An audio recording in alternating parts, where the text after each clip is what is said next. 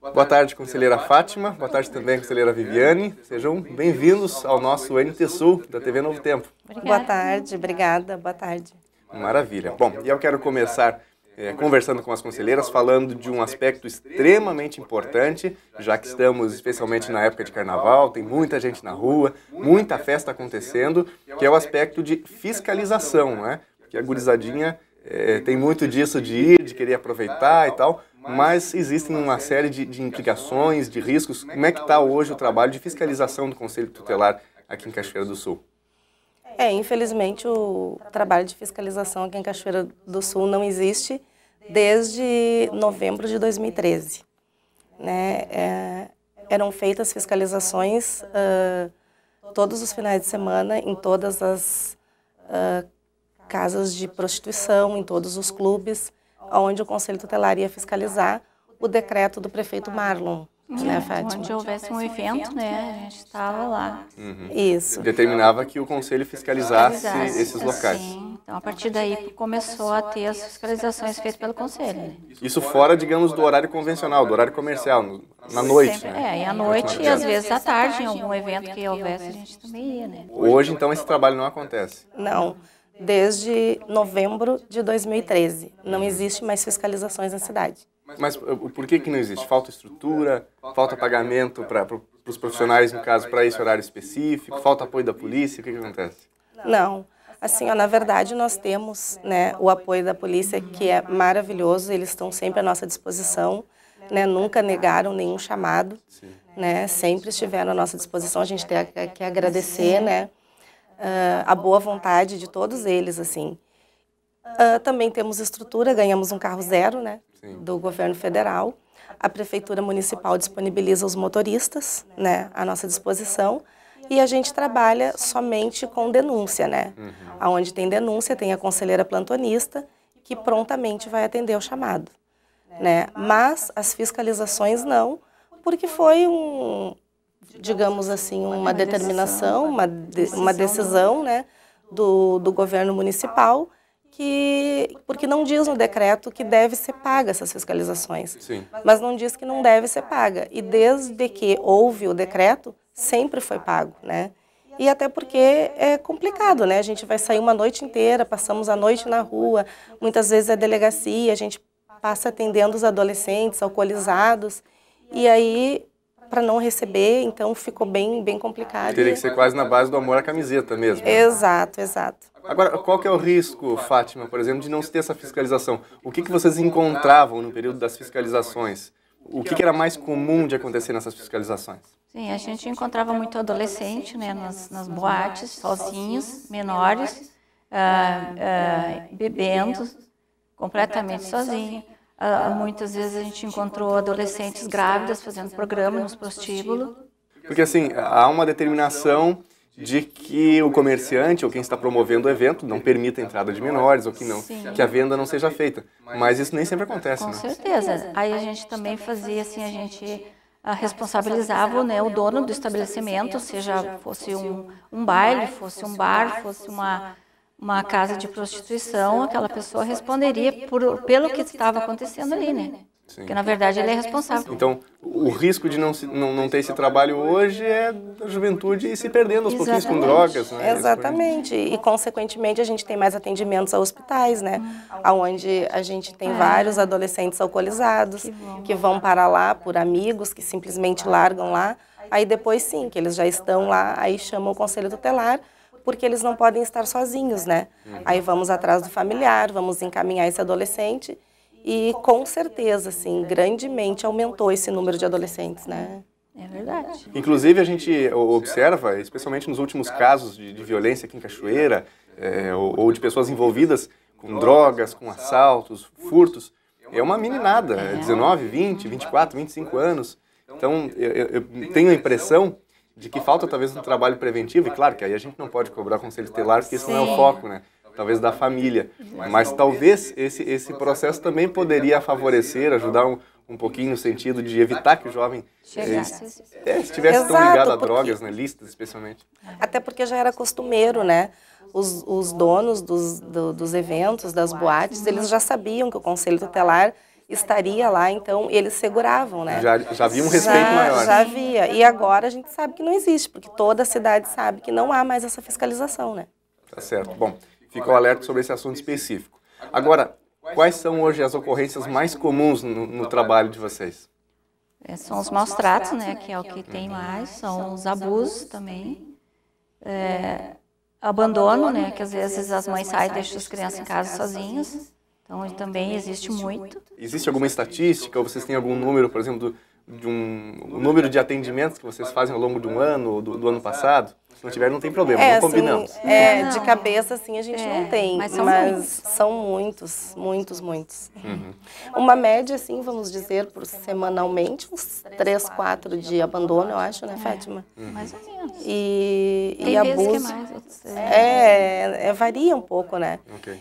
E abuso também, assim, eu mesmo, quando fui trabalhar no Conselho Tutelar, eu não tinha noção da quantidade de abuso que tem na cidade, né? A gente fica até entristecido, assim, porque eu não tinha noção mesmo, assim, isso me deixa bem, que é uma coisa que toca bastante a gente, e assim, independente de idade, crianças pequenas, 3 anos.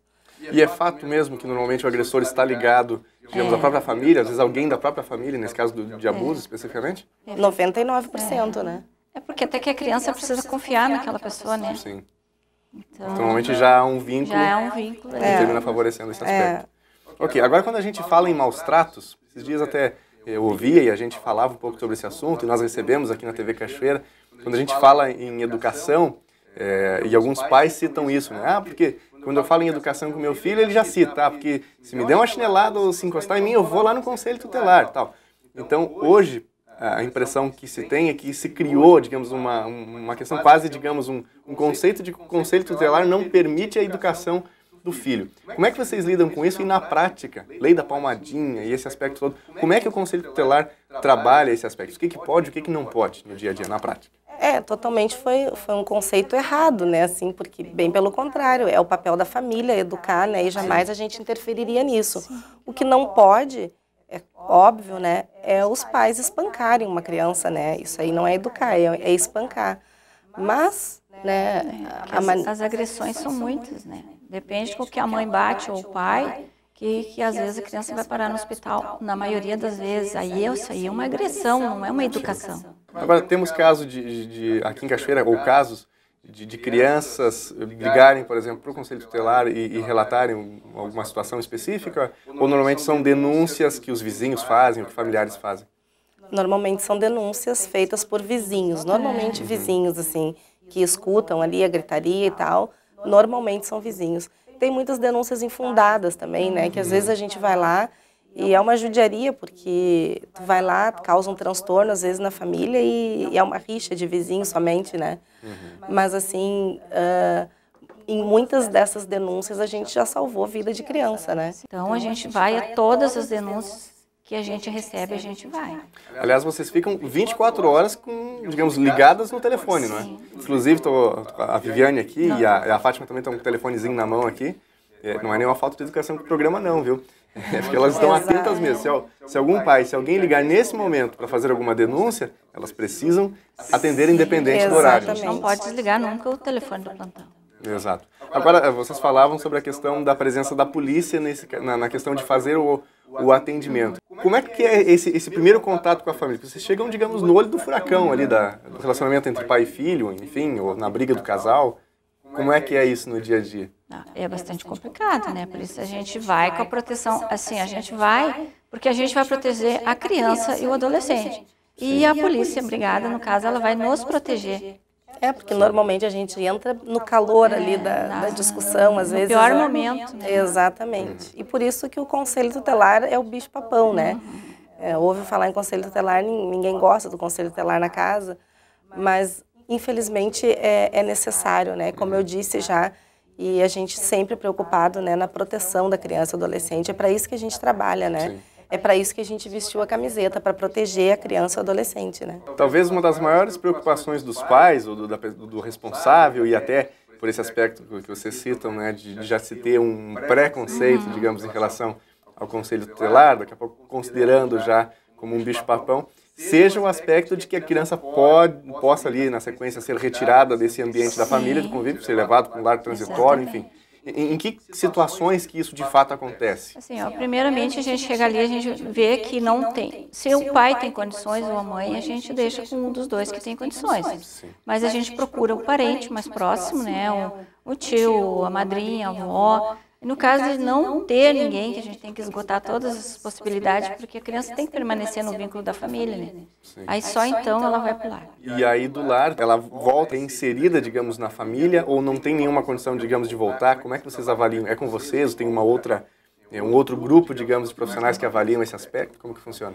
Muitas vezes eles voltam ao convívio familiar, né? Mas é feito todo um trabalho com psicólogos, assistentes sociais, na criança e na família também, né? E aí, isso tudo vai a juízo, né? E aí, daí então, que é definido se a criança retorna ou vai para adoção. Mas na maioria das vezes hoje, com os casos que vocês têm lidado, as crianças voltam ou terminam sendo adotadas? Na maioria dos casos. Às vezes o núcleo familiar ele não se dispõe a fazer aquilo que a justiça exige para que a criança volte. Seja reinserida. Então a criança vai ficando e às vezes acaba ficando mesmo lá. Ok. Bom, um outro ponto aqui importante que eu gostaria de conversar com vocês é sobre o aspecto da gravidez na adolescência, né? E antes vocês citavam sobre a questão do período que haviam as fiscalizações, muitas meninas fazendo programas, enfim, uma situação difícil de se lidar, né? Como é que está esse aspecto hoje aqui em Cachoeira? Temos um número volumoso de meninas, digamos, tendo uma primeira gravidez na adolescência. Isso está ligado normalmente a drogas, nem sempre. Como que funciona e qual o trabalho que o Conselho Tutelar faz nesse aspecto? Eu acho que está ligado à desestruturação da família, né? Primeiramente, assim, eu acho que vem bastante da estrutura mesmo da família. E assim, é um número grande, com certeza, é um número grande. E a gente chega até elas, assim, ó, porque normalmente elas não têm aquela consciência do pré-natal, né? Elas se negam de fazer o pré-natal e aí que nós entramos, né, nessa proteção, para que porque, na verdade, são uma adolescente e um bebê que está vindo, né? Somos responsáveis tanto pela criança quanto pelo adolescente, né? Eu quero finalizar aqui o assunto. Eu já sei que esse ano tem eleições do Conselho Tutelar, não somente em Cachoeira do Sul, mas em todo o Brasil, né? Eu acho que antigamente as cidades tinham um calendário específico, cada cidade tinha a sua votação. Quais foram essas mudanças? Como é que está? Qual é a expectativa de vocês também? São 5 conselheiros aqui em Cachoeira, né? Sim. Todos eles concorrem novamente? Eu acredito que sim, né? Isso não está definido ainda, mas vai ser em outubro, né? Dia 4 de outubro vai ser a eleição, né? Todos nós podemos concorrer novamente, porque esse nosso mandato, ele seria para ser 3 anos e não foi, então ele não está valendo, é o chamado mandato tampão, né? Então ele não tem valor. Se nós quisermos concorrer novamente, sem problema nenhum, todas nós podemos concorrer. O mandato, ele é único, o que você está falando? Digamos, quem já foi, digamos, conselheiro tutelar, ele pode concorrer de novo, digamos, passado esse período agora? Pode concorrer 2 vezes. 2 vezes no máximo? Exato, 2 vezes. Porque a eleição é em outubro ainda, né? E daí, aí passa a ser 4 anos, daí que eram 3, aí passou a ser 4 anos e foi unificado, né? Em todo o Brasil vai haver eleição no dia 4 de outubro. Todos os eleitores votam? Todos têm o direito, tendo o título, pode votar. Conversamos com a Fátima, também com a Viviane, aqui no NT Sul, falando um pouquinho sobre o dia a dia do Conselho Tutelar, que presta um serviço de proteção à criança, ao adolescente. Muito obrigado pela disponibilidade de vocês em nos atenderem, mesmo em horário de trabalho, mas vale o esclarecimento. Aliás, é preciso fechar com contato. Assim, o Conselho trabalha na proteção, né? Não é na educação, isso quem tem que isso é a obrigação dos pais. Então a gente trabalha quando o direito da criança e do adolescente é violado, então entra o Conselho Tutelar para isso. E os contatos? Alguém daqui a pouco tem uma denúncia, ficou sabendo que o vizinho está tratando uma situação um tanto delicada com o filho, partiu para agressão. Como é que entra em contato com o Conselho? Exato, assim, o Conselho ele atende no mesmo horário da Prefeitura, que é através do 3724-6108, e o celular, que fica 24 horas ligado, sempre vai ter uma conselheira de plantão, que é o 9614-3261. Ok, você citou a Prefeitura, mas no Conselho Tutelar não tem turno único nesse período de férias. Tem também? Tem, e a partir daí que a Prefeitura trabalha até às 13 horas, entra o plantão, que é o 9614-3261. estamos sempre à disposição, sempre que necessário vai ter uma conselheira para atender. Sempre que o direito do adolescente e da criança for violado, o conselho está à disposição. Maravilha. Fátima, Viviane, mais uma vez, muito obrigado. Nós que agradecemos.